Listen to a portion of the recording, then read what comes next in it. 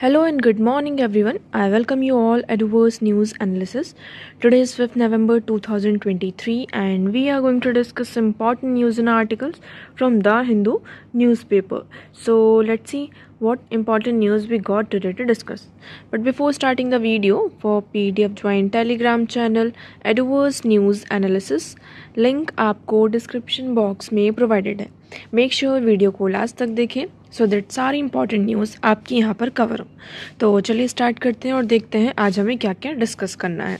Now first article, Nepal earthquake claims 157 lives in remote regions. अब आप सभी को पता है फ्राइडे को ये अर्थक्वेक आता है कहाँ, नेपाल में. इसके कारण इसका जो मैग्नीट्यूड था वो कितना था, 6.4 मैग्नीट्यूड का था. तो आज तक में 2015 से लेकर अब तक का ये सबसे वर्स्ट आप कह सकते हैं मैग्नीट्यूड वाला अर्थक्वेक था जिसने नेपाल को हिट किया है. So it claims 157 lives. So at least 157 people killed and over 160 injured when the powerful 6.4 magnitude earthquake, the worst since 2015, struck Nepal and destroyed the hundreds of houses. तो यहाँ पर देखिए लाइव्स तो हम कह सकते हैं 150 जो लोगों की जान यहाँ पर जा चुकी है और 160 से ज़्यादा लोग यहाँ पर इंजर्ड हैं.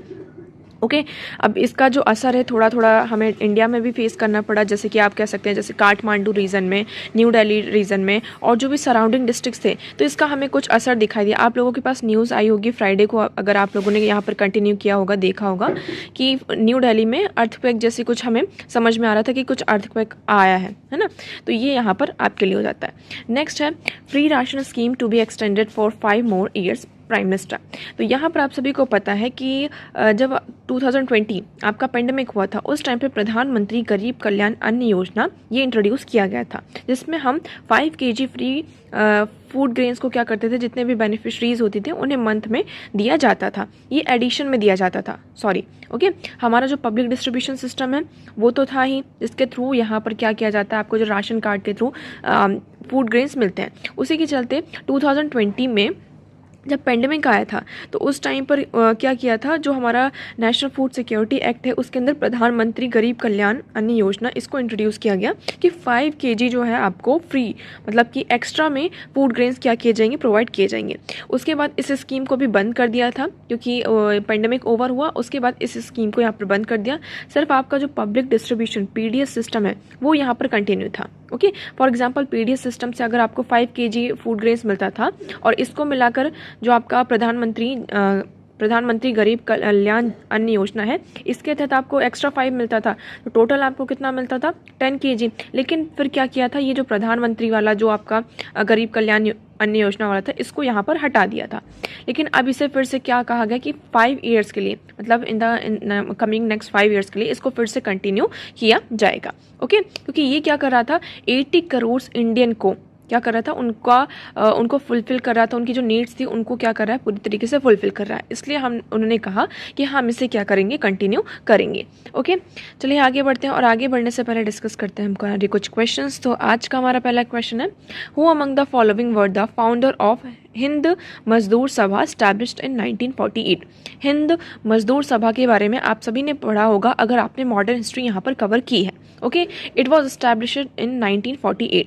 इसको एस्टैब्लिश किया गया था 1948 में. लेकिन किसने किया था, who was the founder of this मजदूर सभा. तो आप लोगों को ये यहाँ पर बताना है. आपके पास ऑप्शन है B Krishna Pillai, EMS Namboodiripad and KC George.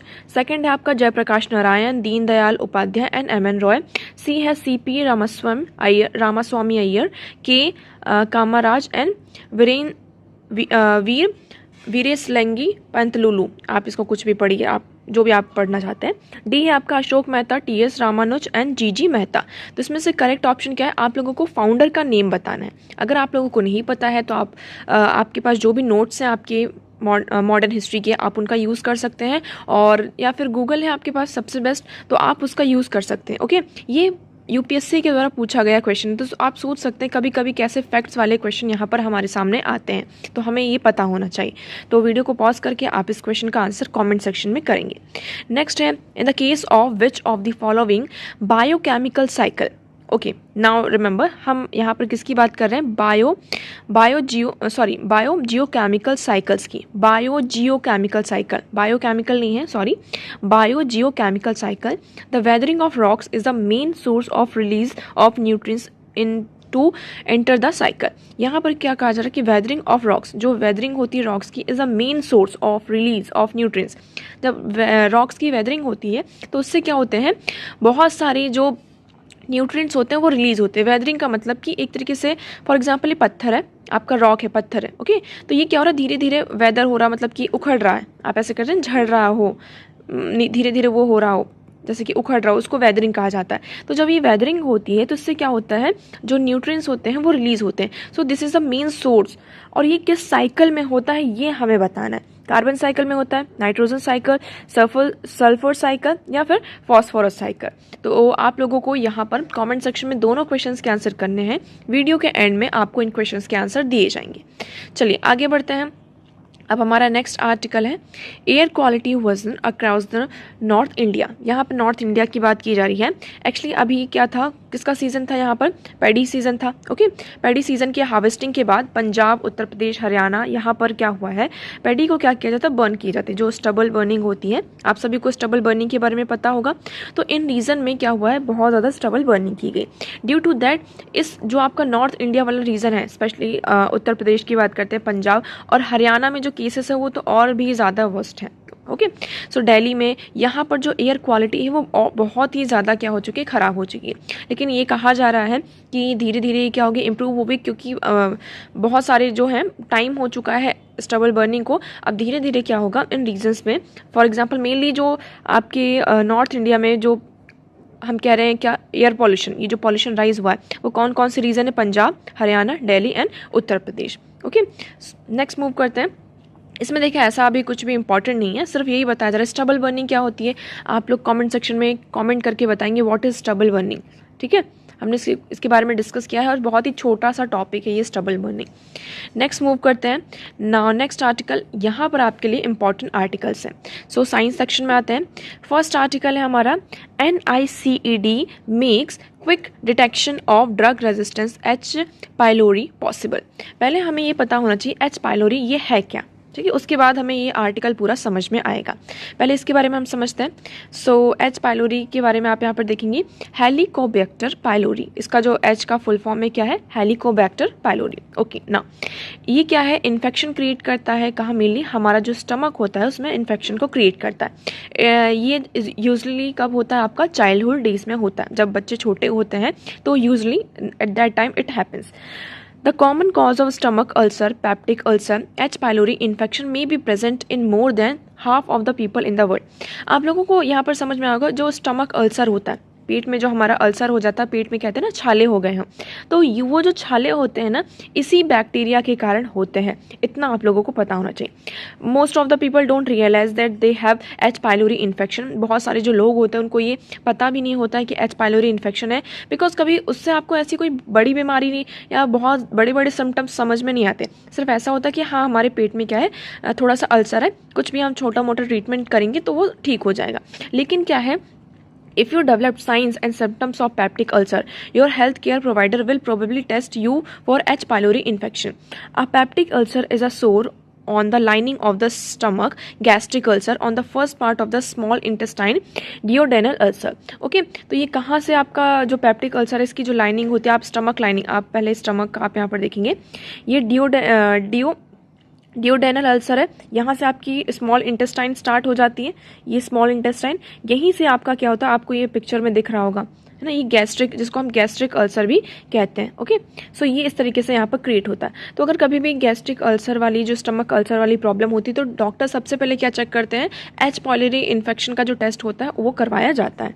अब इसमें मेनली सिम्टम्स क्या है, ऐसे इसके कोई भी सिम्टम्स नहीं है, ना तो साइन हमें समझ में आते, कोई भी चीज़ें क्लियर नहीं है। बट एंड एक अनबर्निंग पेन इन स्टमक, कभी कभी क्या होता है, हमारे पेट में बहुत ज़्यादा दर्द होता है और जलन होती है, तो ऐसे हमें थोड़ा समझ में आता है। Stomach pain that may be verse when you stomach is empty, तो इसमें कहा जाता है जैसे कि आपको भूख लगी होती है ना, भूख लगी होती है, तो कभी कभी आप लोगों ने ऐसा देखा होगा, नोटिस करना कभी, जब आपको भूख लगी होती है उसके थोड़ी देर बाद अगर आपने खाना नहीं खाया तो आपको क्या होने लगता है, यहाँ पर पेट में दर्द होने लगता है, नोजिया होता है, loss of appetite, frequent burping, bloating, unintentional weight loss. यहाँ पे जो अनइंटेंशनली क्या होता है, आपका वेट लॉस होता है। तो these are some symptoms of this infection. Okay, risk factor इसमें क्या किया जाता है कि मतलब कैसे यहाँ पर चाइल्डहुड डेज में ये कैसे ऑफन यूजली हमें ये इन्फेक्शन हो जाता है। तो इसमें लिविंग इन क्राउडेड कंडीशन, जैसे कि कोई भी बहुत ज़्यादा क्राउडेड कंडीशन है तो ये इन्फेक्शन आपका जनरेट मतलब कि हो जाता है। Living in a developing countries, people living in developing countries have a high risk of H pylori infection. This may be because crowded and unsanitary living condition may be more common in developing countries. तो ये क्या होता है, जैसे कि developing countries में बहुत ज़्यादा क्राउडेड एरिया होता है और सैनिटेशन का भी इतना ज़्यादा ध्यान नहीं रखा जाता, तो ड्यू टू दैट थिंग आपको ये इन्फेक्शन यहाँ पर हो सकता है। Living with someone who has H pylori infection, या फिर आप किसी ऐसे पर्सन के साथ रह रहे हैं जिसको ये इन्फेक्शन ऑलरेडी है, सो आपको भी ये हो सकता है। कॉम्प्लिकेशंस क्या क्या हो सकते हैं, अल्सर सबसे पहले तो हमने देख ही लिया, ठीक है। सेकेंड है इन्फ्लेशन ऑफ स्टमक लाइनिंग, जो स्टमक लाइनिंग्स होती हैं वहाँ पर स्वेलिंग हो जाती है, इरिटेशन होती है। ओके, स्टमक कैंसर, ये अगर लॉन्ग टाइम के लिए रहता है तो इससे क्या होता है कि रिस्क फैक्टर है जिससे हमें स्टमक कैंसर भी हो सकता है। Okay, so this one is clear. What is this H pylori infection? Okay, now ये आर्टिकल क्या है, आर्टिकल में एक्चुअली क्या होता है, इसको ट्रीट करने का एक ही तरीका है, इसमें हमें एंटीबायोटिक्स लेने पड़ते हैं। क्या लेने पड़ते हैं? एंटीबायोटिक्स लेने पड़ते हैं। लेकिन आज के टाइम में आप सभी को पता है हमारी बॉडी में क्या हो रही है, एंटी बायोटिक जो है एक रेजिस्टेंस क्रिएट हो रहा है, एंटी माइक्रोबियल रेजिस्टेंस क्रिएट हो रहा है कि हम एंटीबायोटिक्स तो लेते हैं बट इसका कोई असर हमारी बॉडी पर नहीं होता है। तो ये जो रेजिस्टेंस है इसके लिए हमने क्या किया है, from 3-4 weeks the case of culture, the new diagnostic assay can identify H. pylori and tells if bacteria are drug resistant or not in just one day। तो इसमें ये कह सकते हैं कि ये हमारे पास मतलब कि एक रिसर्च से सामने आया है जिसमें हमने क्या किया है, डिटेक्ट किया है एच पाइलोरी इन्फेक्शन को डिटेक्ट किया, उसके बाद उसमें क्लेरिथोमाइसिन रेजिस्टेंट बैक्टीरिया को हमने डिटेक्ट किया, मतलब कि ये बैक्टीरिया है इसके अंदर क्लेरिथ्रोमाइसिन रेजिस्टेंस जो है उसको डिटेक्ट किया। ये डिटेक्शन अगर जल्दी हो गया तो इससे क्या होगा, हमें पता चल जाएगा कि ये क्या है, रेजिस्टेंस क्रिएट कर रहा है, तो इसको हमें कैसे यहाँ पर हटाना है। So the molecular based assay has been found to have 100% sensitivity and specificity. There is an increased trend in clarithromycin resistance H. pylori bacteria in affecting outcomes। तो इसमें यही निकल कर आया है कि हमारा जो कंसर्न है, so clarithromycin resistance bacteria comprises treatment outcomes. तो इसमें यहाँ पर इस ट्रीटमेंट से हमारे क्या निकल कर आए हैं, बहुत अच्छे फायदे निकल कर आए। तो अगर हम इस ड्रग का यूज़ करते हैं तो इससे क्या हो, जो ड्रग की सेंसिटिविटी है उससे हमें पता चल जाता है और ये जो बैक्टीरिया इसको हम क्या कर सकते हैं, ट्रीट कर सकते हैं। I hope this article is clear to you. Next one is environmental factor determine height of children. अब इसमें क्या हो रहा है, इस आर्टिकल में ये बताया गया है कि जो इन्वायरमेंटल फैक्टर होते हैं वो क्या करते हैं, जो चिल्ड्रंस की, बच्चों की हाइट होती है उसको डिटरमाइन करते हैं। जैसे एज के हिसाब से जितनी उनकी हाइट होनी चाहिए उतनी हाइट नहीं होती है।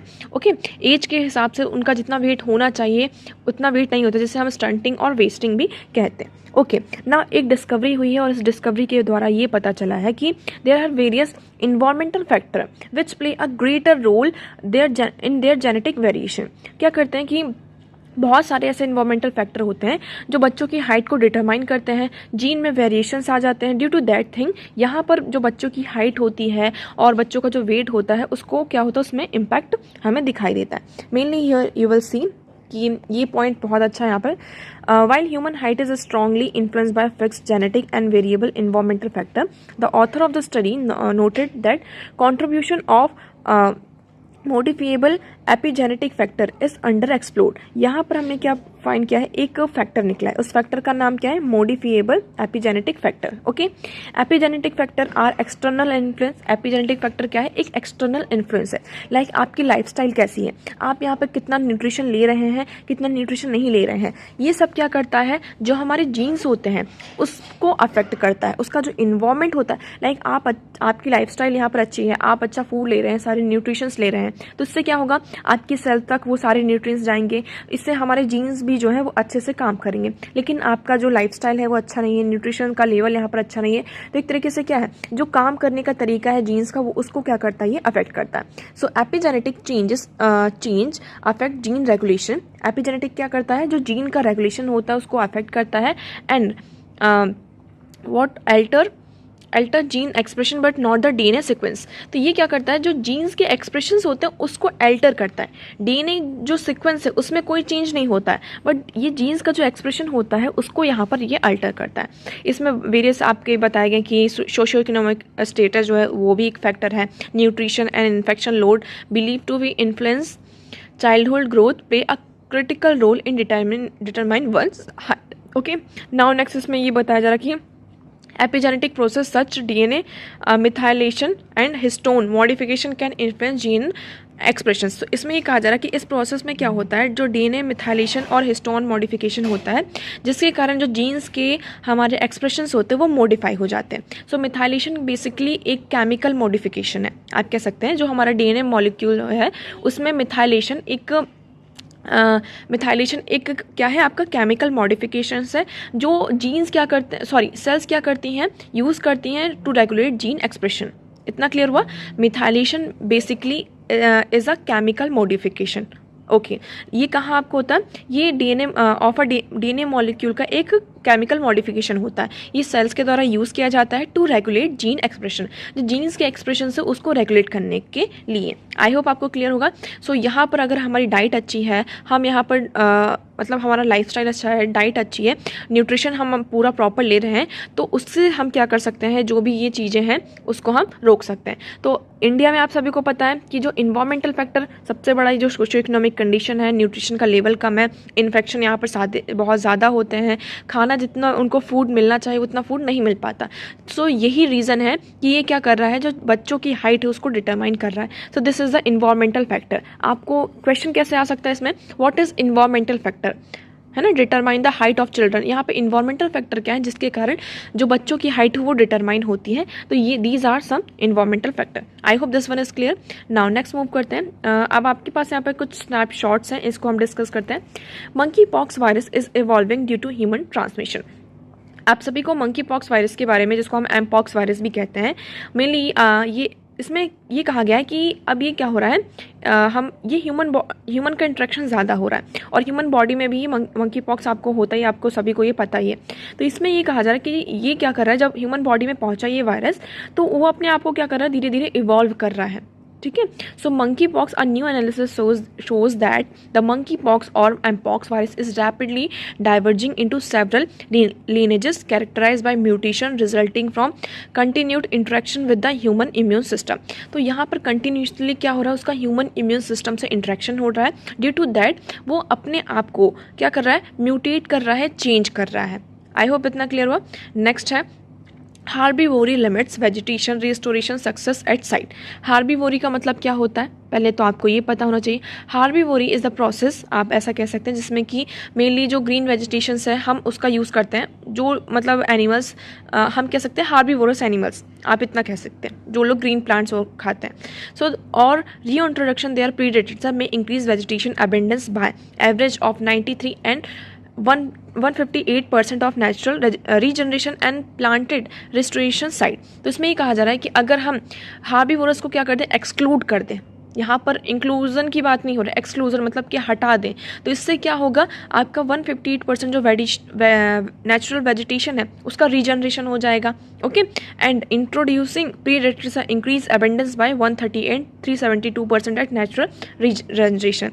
तो इसमें कहा जा रहा है रीजनरेशन आपका यहाँ पर हो जाएगा अगर हम क्या करते हैं, जो भी आपके हार्बीवोरस हैं इसको यहाँ पर हटा देते हैं। तो ये एक छोटा सा, पता नहीं कौन सा फैक्ट है, क्या स्टडी है। नेक्स्ट है decline in water availability in the southern hemisphere. अब इसमें ये कहा जा रहा है इसमें कि हम एटमॉस्फेरिक क्लाइमेट मोड्स हैं। ओके, इसका जो इम्पैक्ट है हर एरिया में अलग अलग, हर रीजन में अलग अलग पड़ रहा है। उसी के चलते southern hemisphere accounts for more than 95% of recent decline in global water availability. आपका एक ये हमारा ग्लोब है। ओके, इक्वेटर, ये हमारी एक इमेजनरी लाइन है कि इक्वेटर है। इक्वेटर क्या करता है, आपके जो अर्थ ग्लोब है उसको 2 पार्ट्स में डिवाइड करता है। This is northern hemisphere northern hemisphere और दिस इज सदर्न हेमिस्फीयर। हम किसकी बात कर रहे हैं यहाँ पर? सदर्न हेमिस्फीयर की। तो यहाँ पर एक स्टडी सामने निकल कर आई है और स्टडी में ये बताया गया कि सदर्न हेमिस्फीयर में 95% क्या हुआ है, ग्लोबल वाटर जो अवेलेबिलिटी है वो डिक्लाइन हुई है। इसका मेन रीज़न क्या बताया गया है? Main reason is due to climate change, और जो ह्यूमन वाटर यूज़ है वो बहुत ज़्यादा इंक्रीज़ हुआ है। तो इसके कारण इस रीजन में, मतलब कि इस हेमिस्फीयर में वाटर क्या है, आपको कम दिखाई दे रहा, मिल रहा। आई होप इतना क्लियर हुआ। नेक्स्ट मूव करते हैं। So next article is okay, what is the status of कवच इंस्टॉलेशन। अब हम किसकी बात कर रहे हैं? कवच सिस्टम के बारे में आप सभी को पता होगा। ये जो कवच सिस्टम था सबसे ज़्यादा कम न्यूज़ में था जब आपका बालासोर डिस्ट्रिक्ट में, आपका उड़ीसा में क्या होता है, रेल इंसिडेंस होता है, जिसके कारण कई लोगों की यहाँ पर जान जाती है। उसी के चलते अभी रिसेंटली आंध्र प्रदेश में हमने कुछ दिनों पहले डिस्कस किया था कि जो 2 ट्रेन थी उनका कोलिजन होता है। ड्यू टू दैट रीज़न यहाँ पर 14 से ज़्यादा लोगों की क्या होती है, आपकी जान जाती है और बहुत सारे लोग इंजर्ड हैं। अब यहाँ पर हम कवच इंस्टॉलेशन की बात करते हैं। कवच इंस्टॉलेशन क्या है, व्हाट इज दिस? इसमें ये कहा जा रहा है कि अगर यहाँ पर मेनली क्या हुआ था कि 50 people injured, 50% could have been avoided if the traffic collision avoidance system were place. यहाँ पर जो ट्रैफिक कोलिजन अवॉइडेंस सिस्टम था वो प्लेस नहीं था, जिसके कारण क्या होता है, ये इंसिडेंस आपका होता है। अब ये हम इसकी बात करते हैं, ये आपका मेनली कवच है। कवच क्या है? ये इसकी जो 10 साल पहले से इसको स्टार्ट कर दिया था डेवलप करना इन 2012, ये आपको याद होना चाहिए। कवच एक सिग्नल है जो ट्रेन कंट्रोल सिस्टम में हम क्या करते हैं, जो एंटी कोलिजन फीचर को, ये एंटी कोलिजन फीचर के साथ ही ट्रेन कंट्रोल सिस्टम में सिग्नलिंग का काम करता है। फॉर एग्जांपल, ये आपका ट्रेन है, ओके, ट्रेन जा रही है। अब यहाँ पे रेड सिग्नल है। रेड सिग्नल, मान लीजिए ट्रेन के जो लोको पायलट्स हैं उन्होंने उस ट्रेन सिग्नल को नहीं देखा, ठीक है, और वो ट्रेन आगे बढ़ती जा रही है, आगे बढ़ती जा रही है। यहाँ पे मान लीजिए कोई ट्रेन की पटरी टूट गई हो, लेकिन उसने क्या किया, मतलब रेड सिग्नल है यहाँ पर, लोको पायलट ने यहाँ पे क्या किया, उसको दिखाई नहीं दिया, वो ट्रेन आगे बढ़ती गई। लेकिन अगर यहाँ पर कवच सिस्टम यहाँ पर इंस्टॉल होगा तो 15 किलोमीटर पहले से ही क्या हो जाएगा, फॉर एग्जाम्पल लोको पायलट को अगर वो चीज़ डिस्प्ले नहीं होती तो 15 किलोमीटर से ही अगर आप धीरे धीरे आगे बढ़ते जाएंगे, तो अगर यहाँ पर कवच सिस्टम इंस्टॉल है तो आपकी ट्रेन में ऑटोमेटिकली क्या लग जाएगा, यहाँ पे ब्रेक लग जाएगा। तो ये आपका कवच सिस्टम था। तो यहाँ पर जो भी आपके रेल इंसिडेंट्स, इतने सारे जो रेल इंसिडेंट्स हैं यहाँ पर हो रहे हैं, तो इसको रोकने के लिए इस सिस्टम को यहाँ पर लेकर आया गया। Okay, so how is the कवच सिस्टम डिप्लॉयड? ये कवच सिस्टम कैसे डिप्लॉय किया जाएगा? सो इन द कवच system the railway station along the route where this tech is sanctioned to be deployed are provided with 3 components। तो यहाँ पर फर्स्ट क्या है, 3 कंपोनेंट्स हैं इस कवच सिस्टम के। पहला है फ्रिक्वेंसी आइडेंटिफिकेशन की जाएगी, उसके बाद जो इलेक्ट्रोमैग्नेटिक फील्ड है उसको यहाँ पर और रीड किया जाएगा, इन्फॉर्मेशन सारी चीज़ें रीड की जाएंगी। सेकेंडली यहाँ पे locomotive which is the drivers, एक लोकोमोटिव होगा वो ड्राइवर के कैबिन में यहाँ पर प्रोवाइड किया जाएगा। उसके बाद फाइनली यहाँ पे रेडियो इंफ्रास्ट्रक्चर होगा, ठीक है। आपके जो रेलवे स्टेशन है वहाँ पर रेडियो, हम कह सकते हैं, इंफ्रास्ट्रक्चर इंस्टॉल किए जाएंगे, मॉडम यहाँ पर इंस्टॉल किए जाएंगे, टावर वगैरह, जिससे हम क्या कर पाएंगे, सिग्नल्स को कैप्चर कर पाएंगे। अभी तक यहाँ पर कितना काम हुआ है, तो हम यहाँ पर देखिए मेनली बहुत सारी जगह पर ये लोको टू लोको कम्युनिकेशन है, information regarding the local and track IDs are exchange यहाँ पर हो चुकी हैं। काम यहाँ पर चल रहा है, लेकिन अभी उतना अच्छा काम यहाँ पर नहीं हो रहा है, इंफ्रास्ट्रक्चर वर्क इतना नहीं है।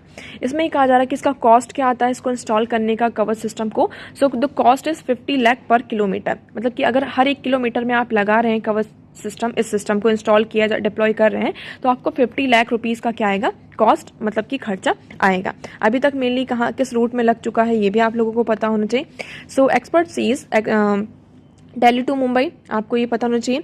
Okay, Delhi to Mumbai, Delhi to Kolkata, where it is still under testing patches, और कहीं कहीं पर अभी भी यहाँ पर क्या हो रहे हैं, टेस्टिंग हो रही। तो दिस इज़ योर कवच सिस्टम। आई होप आपको क्लियर होगा। यहाँ पर आपके पास देखिए, मैंने ये जो आपका बालासोर डिस्ट्रिक्ट में जो इंसिडेंस हुआ था इसको भी यहाँ पे इंक्लूड कर दिया है, तो आप लोग इसको भी एक बार पढ़ सकते हैं। ओके, और ये आपका यहाँ पर पूरा कवच सिस्टम है। तो PDF आपके साथ शेयर कर दी जाएगी, तो आप उस PDF से यहाँ पर इसको रीड कर सकते हैं। तो न्यूज़ और आर्टिकल्स तो यहीं पर ख़त्म होते हैं, और अब हम डिस्कस कर लेते हैं हमारा क्वेश्चन। तो आज का हमारा पहला क्वेश्चन था, who among the following were the founder of Hind मजदूर सभा एस्टैब्लिश्ड इन 1948। 1948 में जो हिंद मजदूर सभा एस्टैब्लिश की थी, इसके फाउंडर कौन थे? तो इसमें आपका राइट ऑप्शन हो जाता है option D, Ashok Mehta, TC Ramanuj, GG Mehta. Okay, explanation आप लोग यहाँ पर देख सकते हैं। द हिंद मजदूर सभा is a national trade union centre in India. ये क्या है, एक नेशनल ट्रेड यूनियन सेंटर है। It was founded in Howrah on 24 December 1948 by socialist forward bloc followers of independent unionists. Founder include Ashok Mehta, R.S. रुकवन एंड मनी भास्कर. ये सारे क्या हैं आपके फाउंडर्स हैं, मतलब कि इंक्लूड थे ये. ओके, तो इसमें आपका यहाँ पर फोर्थ जो आपका है डी ऑप्शन करेक्ट हो जाता है. इन सेकंड क्वेश्चन है आपका, इन the case of which of the following biogeological cycle the weathering of rocks is the main source of release of nutrients in to enter the cycle. जिसमें आपका correct option हो जाता है phosphorus cycle.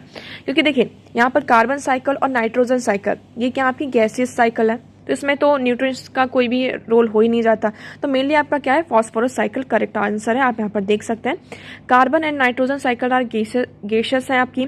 Sulphur cycle भी यहाँ पर क्या आपकी गैसियस साइकिल है, गैस के इसमें आ जाती है. Mostly sedimentary, but two of its component hydrogen sulfide and sulfur dioxide are gaseous component. It's normal sedimentary cycle. ये क्या है आपकी एक सेडिमेंट्री साइकिल है और ये दोनों गैसियस साइकिल है. फॉस्फोरस साइकिल क्या है आपके, जब ये साइकिल होती है जिसमें न्यूट्रिएंट्स क्या होते हैं आपके रिलीज होते हैं, तो ये आपका करेक्ट ऑप्शन यहाँ पर हो जाता है फॉस्फोरस साइकिल. आई होप आपको इतना क्लियर होगा.